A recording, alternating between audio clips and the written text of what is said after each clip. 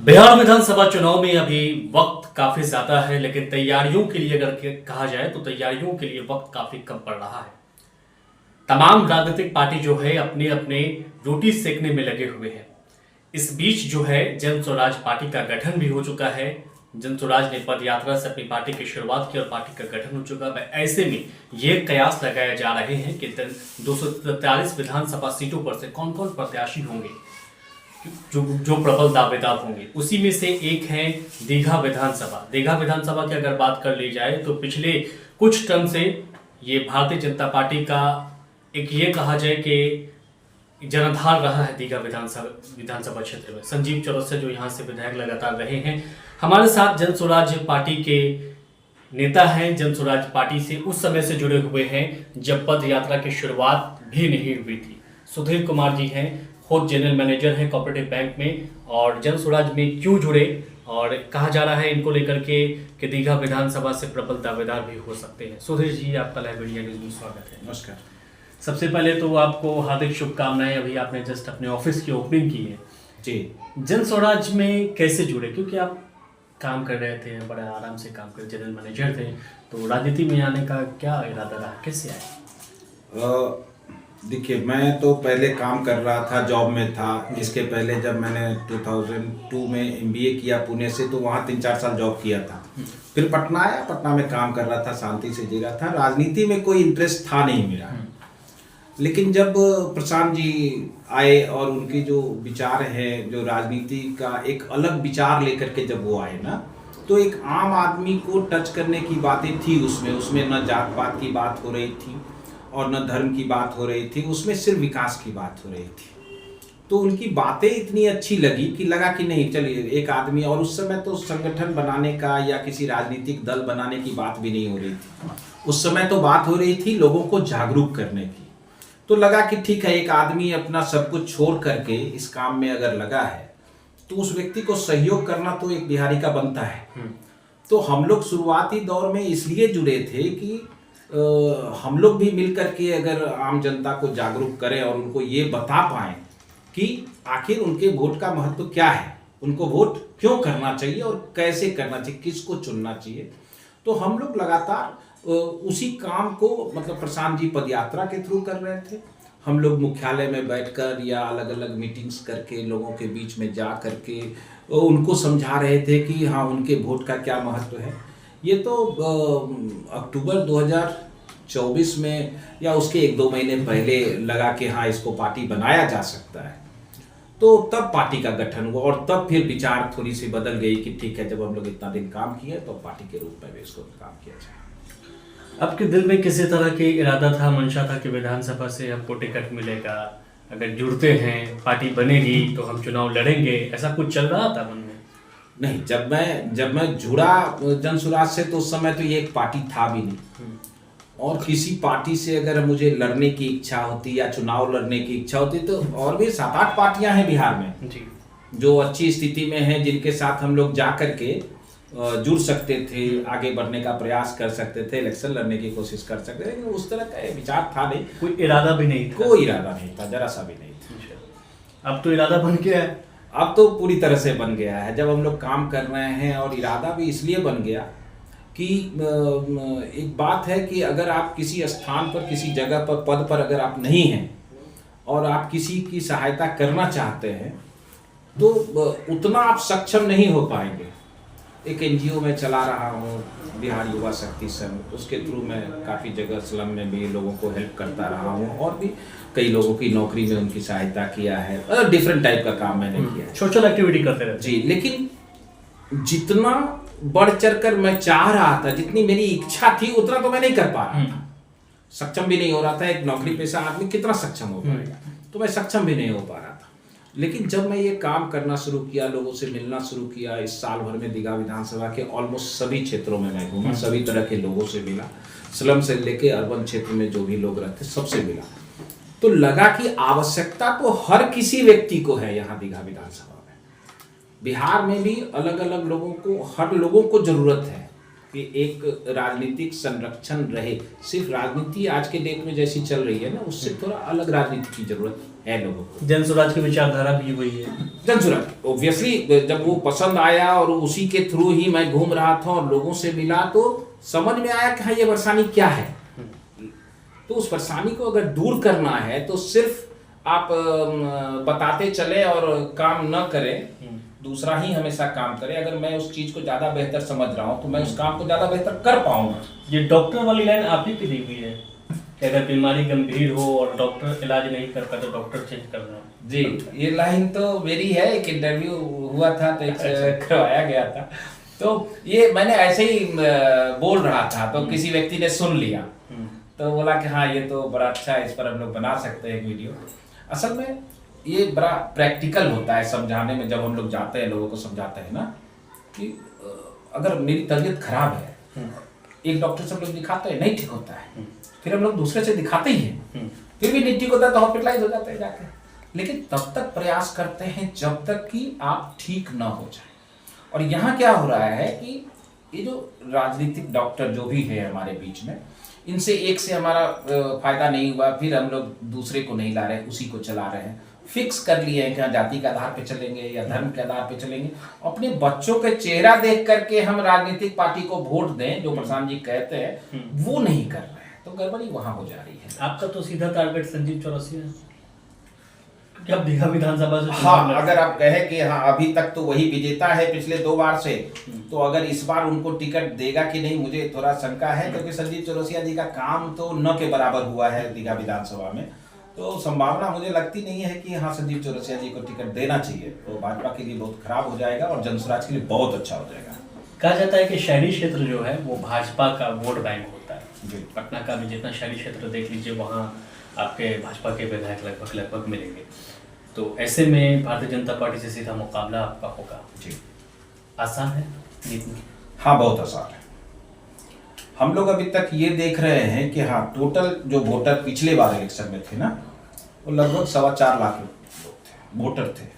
उस 4.25 लाख में 97,000 vote BJP को आया था, बाकी 60-65 हजार में बाकी सभी लोग थे। बाकी वोटर्स ने वोट नहीं दिया, इसमें से 10-20% आप मान लीजिए कि हाँ बाहर रहे होंगे। लेकिन जिन लोगों ने वोट नहीं दिया वो कैसे लोग हैं? अगर हम लोग इस पर विचार करें, ये वो लोग हैं जिनको किसी भी पार्टी या किसी भी नेता पर कोई भरोसा नहीं। और आज जनसुराज से जुड़ने वाले उन लोगों की संख्या सबसे अधिक है। तो वैसे लोग भी जुड़ रहे हैं जो आज तक वोट नहीं देने में इंटरेस्ट रखते थे। वैसे लोग भी जुड़ रहे हैं जनसुराज से जो लोग वोट दे रहे थे लेकिन किसी ना किसी मजबूरी में दे रहे थे। जैसे हमारे मुस्लिम भाई जो है वो डर से, बीजेपी के डर से राजद को दे रहे थे, और जो ये अपर कास्ट है वो राजद के डर से भाजपा को वोट दे रहा था। ये जो खेल चल रहा था, ये जो मजबूरी वाला सेक्शन था, ये जनसुराज के आने के बाद खत्म हो गया। तो वो भी लोग जुड़ेंगे हमारे साथ, जुड़े हैं। तो जनसुराज ने क्या लगता है डर खत्म किया है मुसलमानों के दिल से? अभी जो जिस डर को बरकरार राजद ने किया है, अभी जो हम लोग घूम रहे हैं, तो हमारी टीम में प्रमुख लोगों में सभी तरह के, सभी जाति के लोग हैं, सभी धर्म के लोग हैं। लेकिन मैंने धर्म को देखते हुए उनको अपने टीम में नहीं जोड़ा है, ठीक है? जाति को देखते हुए उनको अपनी टीम में नहीं जोड़ा है, वो उनका काम देखते हुए जुड़ते चले गए। आज फाइनली जो मेरी टीम है लगभग 800-850 लोगों की, तो आप उसमें देखेंगे कि हर एक धर्म के लोग हैं, हर एक जातियों के लोग हैं। वो अपर कास्ट हैं कि लोअर कास्ट। मैं पूछ भी नहीं रहा हूँ कि आप किस जाति के हैं, नाम से मुझे नहीं पता चलता और मुझे जेन्युइनली नहीं पता चलता। ये कहने के लिए लोग कहता है, लेकिन आज मेरे सारे दोस्तों की भी जातियां मुझे नहीं पता, ठीक है? अच्छा, इस दौर में कितना मुश्किल लगता है या फिर आसान लगता है आपको?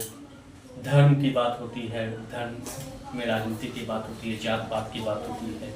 तो इस दौर में एक जिनवन राजनीतिज्ञ जो है, जैसे आप लोग हैं, जो बेरोजगारी की बात कर रहे हैं, जो शिक्षा की बात कर रहे हैं, और दूसरी तरफ धर्म जो है लोगों के दिमाग में कूट कूट कर भर दिया गया, जात पात भर दिया गया। ऐसे में कितना मुश्किल लगता है आप लोगों को आगे बढ़ पाना, खास करके बिहार जैसे राज्य? हाँ, ये प्रशांत जी ने इसको कई बार बोला है कि जाति सिर्फ भर दिया गया है, लेकिन ऐसा नहीं है कि सिर्फ जातियों के नाम पर ही वोट हो रहा है।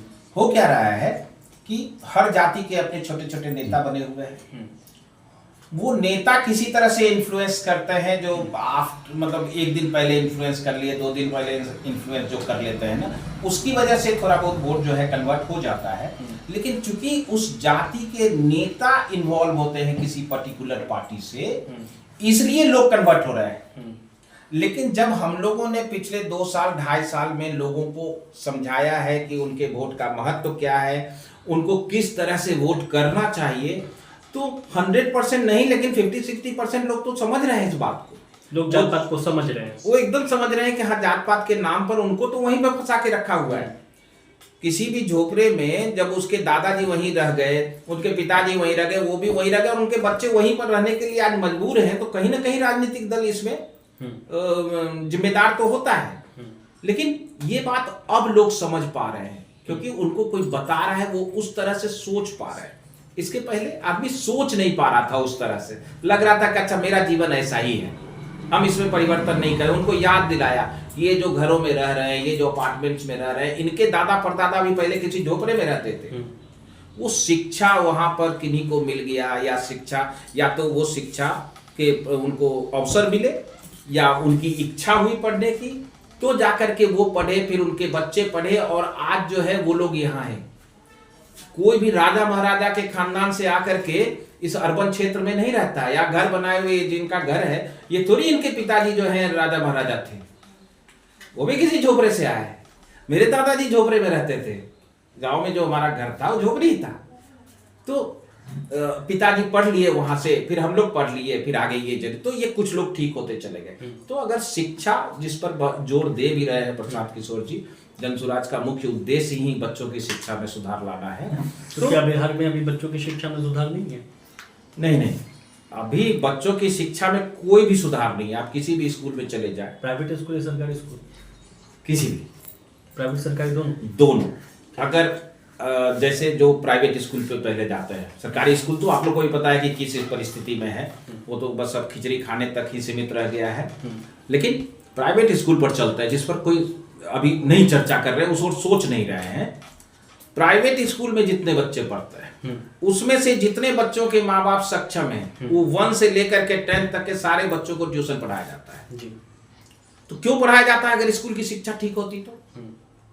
स्कूल की शिक्षा ठीक नहीं है, जो सक्षम नहीं है उनके बच्चों को कम नंबर आता है, जो अपने से पढ़ते हैं। लेकिन हर कोई कोशिश कर रहा है कम पैसे का या ज्यादा पैसे का एक अच्छे ट्यूशन कोचिंग में डाल देना। आज पटना एक कोचिंग हब बनता जा रहा है। क्यों ऐसी परिस्थिति हो रही है कि लोग कोचिंग में जाने को मजबूर हो रहे हैं? स्कूल है, अच्छे स्कूल है, और दीघा विधानसभा में टॉप के, पटना के टॉप स्कूल सब भरे पड़े हैं, और उसके सारे बच्चे कोचिंग करते हैं। तो बच्चा तो कोचिंग से पढ़ करके अच्छा कर रहा है, आपके स्कूल से पढ़ के अच्छा नहीं कर रहा है।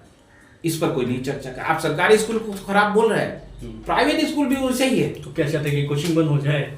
नहीं, मैं कोचिंग बंद नहीं करना चाहता हूं। मैं चाहता हूं कि इस कोचिंग में मजबूरी में कोई ना जाए। स्कूल की शिक्षा ही ऐसी हो कि बच्चे स्कूल में पढ़ के भी 90% 100% मार्क्स ला सकते हैं, जो आज के डेट में आ रहा है बच्चों को। लेकिन हो क्या रहा है कि बच्चे पहले स्कूल में पढ़ते हैं, फिर 2 बजे आते हैं, उसके बाद 3 बजे से 5-6 बजे तक कोचिंग में चले जाते। उनका पढ़ाई के अलावा, जो भी अच्छे बच्चे आपको मिलेंगे शिक्षा में, उनका पढ़ाई के अलावा नॉर्मल जीवन न के बराबर रह गया। हम लोग अपने बचपन में थोड़ा दौड़ भाग कर लेते थे। आजकल के बच्चों को आप देखिए कि वो खेल कूद के लिए न कोई व्यवस्था है। सरकार को यह भी व्यवस्था करनी चाहिए कि हाँ, बच्चे खेलकूद भी कर सके। इसलिए कहाँ इंडिया से बहुत ज्यादा खिलाड़ी नहीं आते, बिहार से तो और 9 के बराबर है खिलाड़ी। तो आपने ऐसी व्यवस्था ही नहीं दी बच्चों को खेलने की कि क्या निकल के आएंगे? क्या कोई बच्चा दौड़ नहीं सकता है? हमारे यहाँ से दौड़ने वाले लोग नहीं है, दौड़ भी नहीं पा रहा है, कूद भी नहीं पा रहा है, फान भी नहीं पा रहा है। ये सब गेम्स हैं, ओलंपिक्स के गेम्स हैं। तो हमने अपने बच्चों को बस शिक्षा तक सीमित रख दिया। जो लोग सक्षम हैं, जो सक्षम नहीं है, वो सरकारी स्कूल में भेजते हैं, तो वहां तो टीचर और ये सब जो भी हम लोग वीडियोस देखते हैं, समझते हैं, या बच्चों को जाके मिल रहे हैं, उनको देख रहे हैं, स्लम्स में घूम रहे हैं, तो हमको नहीं लग रहा है कि वो लोग पढ़ रहे हैं। अच्छा, आप लोगों का नारा है शिक्षा रोजगार। शिक्षा रोजगार से ही रोटी कपड़ा मकान पूरा हो जाएगा। हाँ, शिक्षा अगर हो, कैसे काम करेंगे? शिक्षा में कैसे काम करेंगे? थोड़ा सा देखिए, रोजगार में तो पहले बता देता हूँ आपको, एक एग्जाम्पल दे देता हूँ, समझने में सुविधा होगी। आज से 25-30 साल पहले पाटलिपुत्रा इंडस्ट्रियल एरिया में 100 से ऊपर फैक्ट्री होते थे। आज फैक्ट्री की संख्या 20-25 रह गई है। पहले वहाँ लाख आदमी से ज़्यादा लोग काम करते थे, नौकरी करते थे फैक्ट्रियों में। आज वो संख्या 10,000 भी नहीं रह गई है। तो ये जो कमी आई, क्या जो फैक्ट्री ओनर्स हैं स्वेच्छा से चले गए या उनको भगा दिया गया, ये विचार देखने वाली बात है, जो कि सब लोग जानता है अच्छे से। तो सरकारी व्यवस्था ऐसी है कि अगर कुछ खुल रहा है, जो चल रहा है, वो इतना बेहतर व्यवस्था नहीं है, लोग भाग रहे हैं मजबूरी में। अभी भी आप इंडस्ट्रियल एरिया जाइए तो वहाँ अपार्टमेंट्स या मॉल बनने के लिए बहुत सारा जमीन दिया हुआ है, फैक्ट्री चलाने के लिए किसी को जमीन नहीं। और सारे फैक्ट्री जो अभी भी बचे हुए उनको भी खाली कराने की व्यवस्था की जा रही है। ये तो नीति गलत है सरकार की। सरकार की नीति ऐसी होनी चाहिए कि जो बसा बसाया इंडस्ट्रियल एरिया है उसको बसे रहने दे। ये जो पलायन की बात प्रसाद जी करते हैं, ये पलायन क्यों है? इसी वजह से जो हमारे पास व्यवस्था थी इसको हम बंद कर रहे हैं, नया कुछ खोल नहीं रहे हैं। तो हम नया खोल नहीं रहे हैं। प्रशांत जी ने कहा कि हम लोग हर जिले में 1 से 2 फैक्ट्री निश्चित खोल देंगे साल भर के अंदर। तो ये थे सुमित कुमार, जो बता रहे थे कि दीघा विधानसभा में कई सारे मुद्दे ऐसे हैं जिनको उन्होंने खुद करीब से जाकर के देखा है, जनता के बीच पहुंचे हैं और उस मुद्दों को लेकर के ये चुनावी मैदान में उतरेंगे। हालांकि जन स्वराज को लेकर के ये कहा जा रहा है कि जन स्वराज जो है धीरे धीरे जो है राजनीतिक पकड़ बना चुकी है, लोगों के बीच अपनी मजबूत पकड़ बना चुकी है। इसका एक साधारण जो है उपचुनाव में आए परिणाम भी आप साफ तौर पर देख सकते हैं। अब जो है विधानसभा चुनाव है, अब ऐसे में जन स्वराज कितनी सीटों पर चुनाव लड़ेगी। हालांकि 243 सीटों का तो ऐलान किया जा सकता है, लेकिन किन सीटों पर चुनाव जीत करके आते हैं जन स्वराज, ये भी देखना दिलचस्प होगा।